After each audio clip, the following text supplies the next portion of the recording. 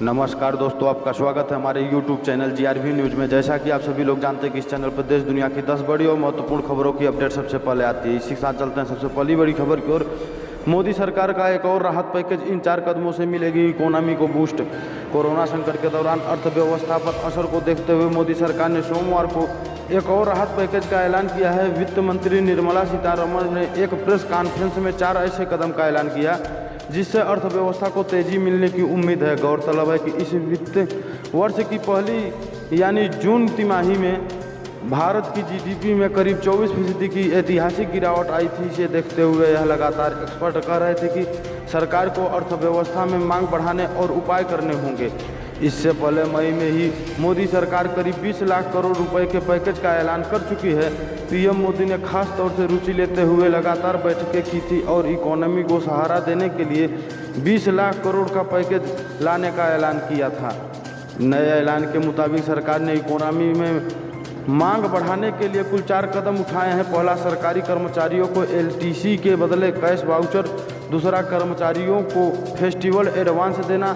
तीसरा, राज्य सरकारों को 50 साल के लिए बिना ब्याज कर्ज। चौथा, बजट में पूंजीगत व्यय के अलावा केंद्र द्वारा 25,000 करोड़ रुपए अतिरिक्त खर्च करना। इसी के साथ चलते हैं अगली बड़ी खबर की ओर। केंद्रीय कर्मचारियों को सरकार का तोहफा, छुट्टी के बदले मिलेगा कैश। केंद्रीय वित्त मंत्री निर्मला सीतारमण ने आज सरकारी कर्मचारियों के लिए बड़ी घोषणा की है। वित्त मंत्री ने कहा कि LTC वाउचर स्कीम में सरकारी कर्मचारी छुट्टी के बदले वाउचर ले सकते हैं। इन वाउचर का इस्तेमाल सिर्फ ऐसे गैर खाद्य सामान खरीदने के लिए किया जा सकता है जिस पर GST लगता है। निर्मला ने कहा कि LTC कैश वाउचर स्कीम के तहत सरकारी कर्मचारी छुट्टी के लिए नकद राशि का विकल्प चुन सकते हैं। उन्होंने कहा कि मांग को प्रोत्साहन के लिए खर्च के लिए अग्रिम में राशि दी जाएगी और विशेष त्यौहार अग्रिम योजना शुरू की जाएगी। बता दें कि प्रत्येक 4 साल में सरकार अपने कर्मचारियों को उनकी पसंद के किसी गंतव्य की यात्रा के लिए LTC देती है। इसके अलावा एक LTC उन्हें उनके गृह राज्य के यात्रा के लिए दिया जाता है। माना जा रहा है कि सरकार की कर्मचारियों के लिए इस स्कीम का फायदा बाजार को मिलेगा। इससे 31 मार्च 2021 तक 36,000 करोड़ रुपए के कंज्यूमर डिमांड आ सकती है। इस स्कीम का फायदा केंद्र के कर्मचारियों के साथ साथ राज्य सरकारों और पब्लिक सेक्टर की कंपनियों के कर्मचारियों को भी मिल पाएगा। इसी के साथ चलते हैं अगली बड़ी खबर की ओर। स्वामित्व योजना क्या है और मोदी सरकार की नई स्कीम का क्या होगा असर।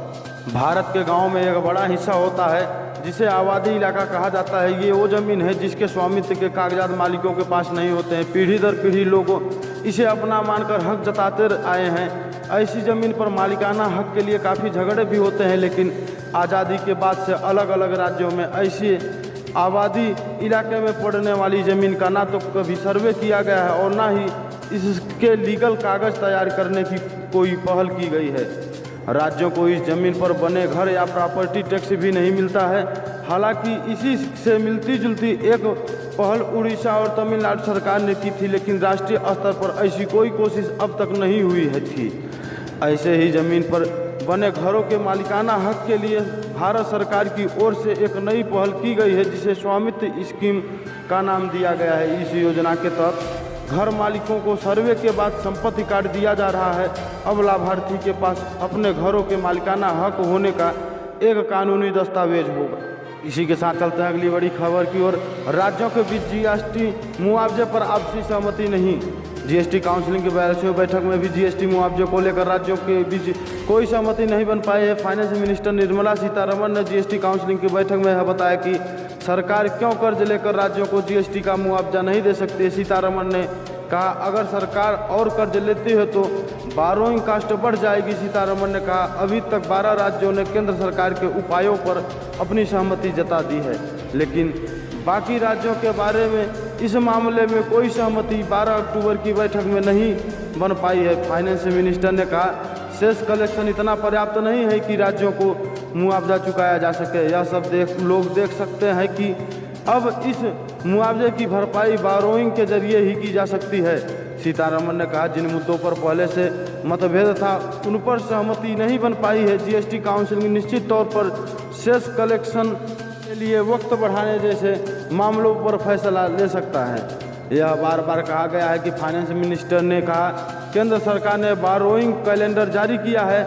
अगर मैं कैलेंडर से ज़्यादा कर्ज लेकर राज्यों को मुआवजा देने का फैसला करती हूं तो इससे सरकारी बॉन्ड की यील्ड बढ़ जाएगी, जिससे बारोइंग की लागत भी बढ़ जाएगी। निर्मला सीतारमण ने कहा कि मौजूदा दौर में सरकार महंगा कर्ज लेने के हालात में नहीं है। सरकार फिलहाल बिजनेस को बढ़ावा देने के लिए पूंजी का इस्तेमाल कर रही है। अगर मुआवजे के बदले राज्य सरकारें कर्ज लेती हैं तो उन पर ज़्यादा फर्क नहीं पड़ेगा। निर्मला सीतारमण ने कहा कि राज्यों के कर्ज लेने से अफरा तफरी का माहौल नहीं बनेगा। इससे पहले 6 अक्टूबर को जीएसटी काउंसिलिंग की बैठक की हुई थी, जिसमें फाइनेंस मिनिस्टर ने राज्यों के सामने 2 विकल्प दिए थे। उनका कहना था कि सरकार जीएसटी का मुआवजा नहीं चुका सकती है, लिहाजा राज्य इन 2 विकल्पों में से एक को चुने। इसी के साथ चलते हैं अगली बड़ी खबर की ओर। चीन की हर चाल नाकाम। इस साल T-90 टैंक तक का भार सहने वाले 54 पुल हुए तैयार। केंद्रीय रक्षा मंत्री राजनाथ सिंह ने बॉर्डर रोड्स ऑर्गेनाइजेशन BRO द्वारा बनाए गए 44 पुलों का आधिकारिक रूप से उद्घाटन कर दिया है। सरकार का दावा है कि इन पुलों को रिकॉर्ड समय सीमा में तैयार किया गया है। ये 44 पुल BRO द्वारा बनाए जा रहे 102 पुलों में से ही हैं। इससे पहले 10 पुलों की शुरुआत हो चुकी है। इस तरह इस साल अब तक 54 पुलों को तैयार किया जा चुका है। चीन से पूर्वी लद्दाख में जारी सीमा विवाद के बीच बनाए जा रहे ये पुल इतने मजबूत है कि इन पर युद्ध की स्थिति में काम आने वाले भारी भरकम T-90 टैंक भी ले जा सकते हैं। इसी के साथ चलते हैं अगली बड़ी खबर की ओर। सुशांत सिंह राजपूत मामला। रिया चक्रवर्ती ने CBI को की ये लिखित शिकायत। सुशांत सिंह राजपूत मौत मामले में आरोपी अभिनेत्री रिया चक्रवर्ती ने अपने पड़ोसी डिम्पल धवानी के खिलाफ CBI से लिखित शिकायत की है। रिया ने CBI को पत्र लिखकर डिम्पल के खिलाफ कार्रवाई की मांग की है। रिया ने कहा कि उनके खिलाफ झूठे और मनगढ़ंत आरोप लगाए गए। इस शिकायत में रिपब्लिक टीवी का भी नाम है। रिया चक्रवर्ती ने अपने वकील सतीश मान शिंदे द्वारा जारी पत्र में कहा, डिम्पल धवानी ने मेरे खिलाफ झूठ और संगीन आरोप लगाए और जांच को भटकाया। यह आरोप कि सुशांत सिंह राजपूत से 13 जून को अपनी कार में से मुझे मेरे घर छोड़ने आया था, झूठा है। मौत मामले की जांच CBI कर रही है। कई मीडिया रिपोर्ट्स में दावा किया कि CBI की पूछताछ में डिम्पल ये आरोप साबित नहीं कर पाई है। इसी के साथ चलते हैं अगली बड़ी खबर की ओर। फारूक अब्दुल्ला के बयान को देशद्रोह से जुड़ा मामला बता रहे हैं जानकार। जम्मू कश्मीर के पूर्व CM और नेशनल कॉन्फ्रेंस के अध्यक्ष फारूक अब्दुल्ला ने रविवार को अनुच्छेद 370 को लेकर जो विवादित बयान दिया है उसे गैर जिम्मेदाराना ही कहा जाएगा। ऐसा बयान देकर वे किसके लिए गड्ढा खोद रहे हैं, ये समझ के परे है। जम्मू कश्मीर के राजनीति और सुरक्षा मामलों के विशेषज्ञ कैप्टन अनिल गौर रिटायर्ड ने यह बात कही है। उनका कहना है कि फारूक अब्दुल्ला कोई सामान्य सांसद नहीं है। उनके परिवार ने जम्मू कश्मीर पर राज किया है। मौजूदा पीढ़ी में वे और उनके बेटे मुख्यमंत्री रह चुके हैं। उनके खिलाफ संसद में विशेषाधिकार प्रस्ताव लाया जाना चाहिए। इसी के साथ चलते हैं अगली बड़ी खबर की ओर। दिल्ली से चलेगी 34 और विशेष ट्रेनें। कई राज्यों को लाखों लोगों को होगा। यात्रियों को सुविधा और सहूलियत के मद्देनजर भारतीय रेलवे जल्द ही दिल्ली से 17 जोड़ी और विशेष ट्रेन का परिचालन शुरू करने जा रहा है। इसका ऐलान पिछले सप्ताह किया गया है और जल्द ही इस पर अमल भी शुरू हो जाएगा। यह 17 जोड़ी विशेष ट्रेन भुवनेश्वर, जयपुर, अमृतसर, कटरा, पुणे, देहरादून, डिब्रूगढ़ और अन्य मार्गों पर चलेगी। इन विशेष ट्रेनों में शताब्दी, तुरंतो, डबल डेकर और AC एक्सप्रेस जैसी ट्रेनें भी शामिल हैं। इसी के साथ चलते हैं अगली बड़ी खबर की ओर। यूपी के 69,000 शिक्षक भर्ती में 31,277 की सूची जारी। 16 अक्टूबर को मिलेगा नियुक्ति पत्र। उत्तर प्रदेश के मुख्यमंत्री योगी आदित्यनाथ के आदेश पर 69,000 शिक्षक भर्ती मामले में 31,277 शिक्षकों की सूची जारी कर दी गई है। इन लोगों को 16 अक्टूबर को नियुक्ति पत्र मिलेगा। इस तरह नवरात्रि से पहले मुख्यमंत्री ने हजारों शिक्षकों को लंबे समय से अपनी नियुक्ति का इंतजार कर रहे थे, उन्हें बड़ा तोहफा दिया है। माध्यमिक शिक्षा विभाग भी 3,317 सहायक अध्यापकों को 16 अक्टूबर को ही नियुक्ति पत्र जारी करेगा। इस तरह देखा जाए तो 16 अक्टूबर को कुल 34,594 शिक्षकों को नियुक्ति पत्र मिलेंगे। इसी के साथ चलते हैं अगली बड़ी खबर की ओर। यूपी में फिर न हो हाथरस जैसा केस। योगी सरकार का नवरात्र से पहले हुआ ये ऐलान। उत्तर प्रदेश में बढ़ते महिला अपराध के खिलाफ विपक्ष लगातार सरकार पर हावी हो रहा है। हाल ही में हाथरस कांड को लेकर भी सरकार की फजीहत हुई है।